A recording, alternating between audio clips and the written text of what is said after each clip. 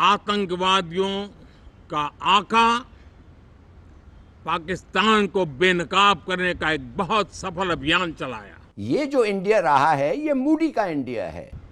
आतंकियों के आकाओं के घर में जाकर के 22 मिनट के भीतर भीतर उसको जमींदोज कर दिया गया। मगर ये मूडी जो है फिर भी रुकता नहीं है ना, रुकता नहीं है। भारत के वजीर आजम नरेंद्र मोदी ने एक दफा फिर ये कहा है कि जनाब ऑपरेशन सिंदूर में 100% अचीवमेंट ली भारत की फौज ने। पाकिस्तानी फौज की प्रॉक्सीज है ना, ये पाकिस्तानी फौज के लिए काम करते रहे हैं। पाकिस्तानी फौज ने जो इस तरह के काम करवाने होते हैं, इंडिया में दहशतगर्दी करवानी होती है, उसके लिए वो हाफिज सईद का इस्तेमाल करते हैं। तरफ सरहदों पर जाहिर टेंशन बढ़ रही है, दूसरी तरफ तो कल अभी अमेरिकन स्टेट डिपार्टमेंट ने कहा है कि पहलगाम हमले के अंदर हाफिज सईद का रेजिस्टेंस फ्रंट मुलव्वस था। तो फिर आपकी सिफारती कामयाबी जो है, आप कम से कम उसको अपने मुंह पर मार लीजिए। आरजू काज़मी, ये मैं इन लोगों को कह रहा हूँ। मतलब फिर आप बिल्कुल सफेद झूठ जैसे कहते हैं, हम ऐसा कैसे कह देते हैं कि हमारे यहाँ तो कोई है ही नहीं और हमारे यहाँ सिर्फ एलिगेशंस है। इसलिए क्या है, हम FATF में भी 4 बार जा चुके हैं। जब हाफिज सईद की लश्कर तैयबा चूंकि बैन हो चुकी थी, तो उन्होंने उसका एक नया विंग लॉन्च किया, द रेजिस्टेंस फ्रंट। इंडिया ने तो अपनी प्रोग्रेस दिखा दी है, उसका नेक्स्ट जर्नी हम लोगों को नजर आ रहा है, बट पाकिस्तान की जर्नी क्या है? UN डेजिग्नेटेड टेररिस्ट्स भी हमारे यहाँ मौजूद हैं। अब आपको पता है ये बेसिकली मॉनसून पार्लियामेंट का जो सेशन शुरू हुआ है और उन्होंने इसको कहा है कि ये सेलिब्रेशन ऑफ विक्ट्री है। हेलो फ्रेंड्स, जय हिंद। हिंदुस्तान स्पेशल में आपका स्वागत है दोस्तों। मानसून सत्र के शुरू होने से पहले संसद परिसर में प्राइम मिनिस्टर नरेंद्र मोदी ने अपने संबोधन में पाकिस्तान पर जमकर हमला बोला। प्राइम मिनिस्टर मोदी ने कहा, ऑपरेशन सिंदूर में सेना ने जो लक्ष्य रखा था उसको आतंकियों के घर में घुसकर पूरा किया, उन्हें जमींदोज कर दिया गया। उन्होंने कहा, ऑपरेशन सिंदूर के बाद हमारे सांसदों ने पूरी दुनिया में जाकर आतंकवाद के आका पाकिस्तान को बेनकाब किया। दुनिया ने भारत की बात को स्वीकार करने की दिशा में अपने मन के द्वार खोले और इसके लिए हमारे राजनीतिक दल तथा सांसद सभी सराहना के पात्र हैं। प्राइम मिनिस्टर मोदी ने यह भी आह्वान किया कि सेना के सामर्थ्य की सराहना की जानी चाहिए। उन्होंने आगे कहा, भारत आज दुनिया की तीसरी सबसे बड़ी अर्थव्यवस्था बनने की ओर अग्रसर है। अंतरिक्ष क्षेत्र की कामयाबी को लेकर प्राइम मिनिस्टर मोदी ने कहा कि अंतर्राष्ट्रीय अंतरिक्ष स्टेशन पर तिरंगा लहरा चुका है। पाकिस्तान मीडिया चर्चा कर रहा है कि देखो, प्राइम मिनिस्टर मोदी पाकिस्तान को आतंक का आका कह रहे हैं। दोस्तों, भारत के वजीर आजम नरेंद्र मोदी ने एक दफा फिर ये कहा है कि जनाब ऑपरेशन सिंदूर में 100% अचीवमेंट ली भारत की फौज ने।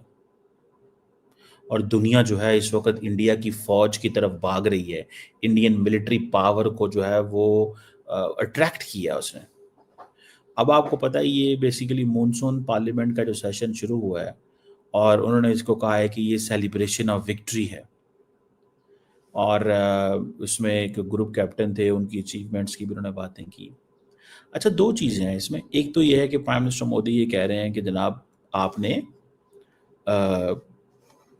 बहुत ज़बरदस्त काम किया, आप कामयाब हुए, that's fine, that makes sense, but at the same time operation Sindoor जारी है।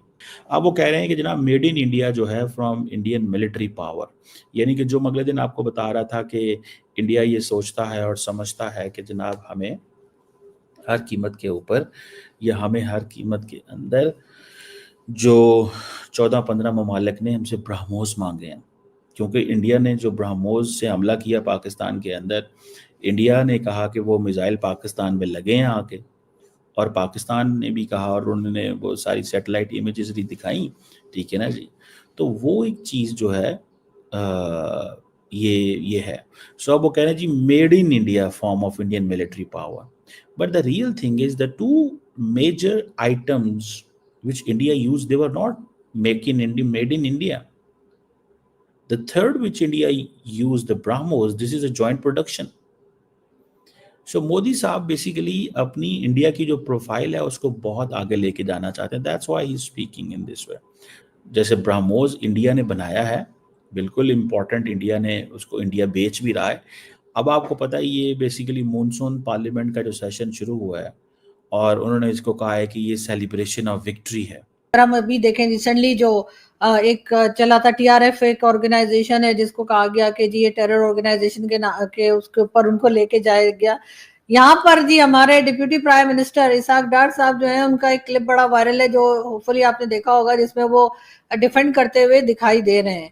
क्या आपको वजह लगती है कि हाफिज सईद, मसूद अजहर या टीआरएफ और इस तरह की जितनी ऑर्गेनाइजेशंस हैं जिनको टेरर ऑर्गेनाइजेशन जो है यूएन ने तक डेजिग्नेटेड टेरर ऑर्गेनाइजेशन कहा है, उनको हम बचाते हुए क्यों दिखाई देते हैं? क्या वजह दिखती है? क्योंकि आप पाकिस्तानी फौज की प्रॉक्सीज है ना, ये पाकिस्तानी फौज के लिए काम करते रहे हैं। पाकिस्तानी फौज ने जो इस तरह के काम करवाने होते हैं, इंडिया में दहशतगर्दी करवानी होती है, उसके लिए वो हाफिज सईद का इस्तेमाल करते हैं, मौलाना मसूद अजहर का इस्तेमाल करते हैं। और अब हाफिज सईद की लश्कर तैयबा चूंकि बैन हो चुकी थी, तो उन्होंने उसका एक नया विंग लॉन्च किया, द रेजिस्टेंस फ्रंट। आप इस बात के ऊपर गौर कीजिए कि पिछले दिनों बड़ी वाहवाही हुई कि जनाब पाकिस्तान के army chief general Asim Munir ने डोनाल्ड ट्रंप से मुलाकात की। बड़ी वाहवाही हुई कि बिलावल भुट्टो जो थे अपने साथ शहरी रहमान और दीगर पार्लियामेंटेरियंस को लेकर अमेरिका गए और उन्होंने बताया कि किस तरह भारत ने आपके साथ ज्यादती की है। मुझे नहीं पता कि उस दौरे का मकसद पाकिस्तान की सिफारती कामयाबी थी, क्योंकि हमारे एक दोस्त जो थे न्यूयॉर्क में बता रहे थे कि शहरी रहमान जो थी वो 3-4 घंटे की इस एक्टिविटी के बाद, सोशल मिलन के बाद गुची के बैग ढूंढने निकल जाती थी, ठीक है, और उनको एक बैग पसंद आता था वो लेकर आती थी, अगले दिन वो बैग रिप्लेस करवाने के लिए उसी स्टोर के ऊपर पहुंची होती थी। तो ये आपका पार्लियामानी वक्त कर रहा था। लेकिन अगर बिलावल भुट्टो की और आईएसपीआर की ये बात दुरुस्त तस्लीम कर ली जाए कि पाकिस्तान ने आलमी बरादरी के सामने भारत के मामले पर अपना मौकफ कामयाबी से रखा, तो कल अभी अमेरिकन स्टेट डिपार्टमेंट ने कहा है कि पहलगाम हमले के अंदर हाफिज सईद का रेजिस्टेंस फ्रंट मुलव्वस था, तो फिर आपकी सिफारती कामयाबी जो है आप कम से कम उसको अपने मुंह पर मार लीजिए। आरजू काज़मी, ये मैं इन लोगों को कह रहा हूँ। और दूसरी तरफ वो कहीं ना कहीं इंडिया को भी सपोर्ट करते दिखाई देते हैं, तो ये आखिर चल क्या रहा है? मतलब हाफिज सईद वगैरह के ऊपर कोई एक्शन नहीं हो रहा? इसको अंग्रेजी में good cop bad cop policy कहते हैं, क्योंकि अमेरिका जो है उसका इंडिया एक बहुत बड़ा ट्रेडिंग पार्टनर है। अमेरिका और इंडिया के जो ट्रेड वॉल्यूम है वो बिलियंस ऑफ डॉलर्स में है, और उसके मुकाबले में पाकिस्तान के साथ उनका ट्रेडिंग वॉल्यूम अमेरिका का बहुत कम है।